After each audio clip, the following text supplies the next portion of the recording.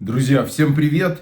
Новые заявления от Трампа, и говорил он о том, что Россия бомбардирует Украину, и начинаются определенные угрозы от Трампа и в сторону России. Ну и по Украине говорит, ничего не верну, ни помощь, ни разведку, пока не пойму, что они хотят мира. Сейчас обо всем подробно, не забудьте подписаться на канал, жмите лайк, комментируйте. Очень интересны ваши комментарии о том, что я сейчас вам расскажу. Итак, друзья, президент Трамп дал новые комментарии о том, что происходит. Вчера в Белом доме он комментировал, его помощник по нацбезопасности Уолтс. Значит, он сказал несколько вещей. Ну, во-первых, он снова сказал, что он хочет мира и только стремится к этому. И сказал, что с Украиной ему сложнее, чем с Россией. Ну да, так и сказал. В общем, послушайте. Yeah, no, I believe him. I believe him. I think we're doing very well with Russia. But right now they're bombing the hell out of Ukraine, and I'm finding it more difficult, frankly, to deal with Ukraine. And they don't have the cards. They don't have the cards. As you know, we're meeting in Saudi Arabia on sometime next week, early. And we're talking, I find that in terms of getting a final settlement, it may be easier dealing with Russia, which is surprising because they have all the cards. I mean, they're bombing the hell out of them right now. And I put a statement in, a very strong statement. Can't do that. Can't do that. Mr. President, we're trying to help them, and Ukraine has to get on the ball and get a job done. Michael, could you come up here? I see Michael back there. Good. I'm glad. He's traveling all over the world. I just saw him come in the door. Could you give a little definition of what's going on, please? Sure. Well, the president has been crystal clear, and he's been clear to all sides. The fighting has to stop. Both sides need to get to the table. We had a good engagement. Both leaders have said only President Trump could do so, and only he has been able to do so. We had an initial engagement with the Russians. The Ukrainians had a great opportunity to bind our economies together through that mineral deal. Unfortunately, that didn't go so well, but we think we're going to get things back on track. Secretary Rubio, myself and the Ukrainian delegation will be meeting in Saudi Arabia next week to get these talks back on track, get a ceasefire in place, and drive peace home. Ну, вы слышали все, собственно говоря, сами. И говорит о том, что да, если вы не хотите мира, то мы, мол, оттуда убираемся. Опять сказал, что каждый день гибнет 2000 солдат. Послушайте. Both parties want to settle. I think if I wasn't president, this war would have had no chance of settlement, zero chance. But I think we're going to get it settled and stopped. We got to stop. They're losing on average 2,000 soldiers a week.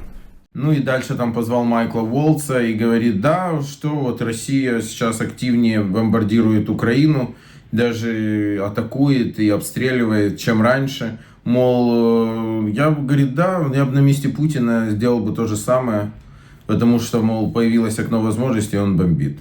Ну, вот такой вот цинично-прагматичный подход. Послушайте.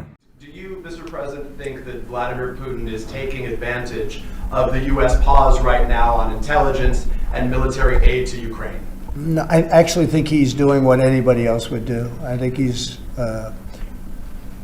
he wants to get it stopped and settled, and I think he's hitting them harder than he's been hitting them. And I think probably anybody in that position would be doing that right now. He wants to get it ended, and I think Ukraine wants to get it ended, but I don't see it's crazy. They're taking tremendous punishment.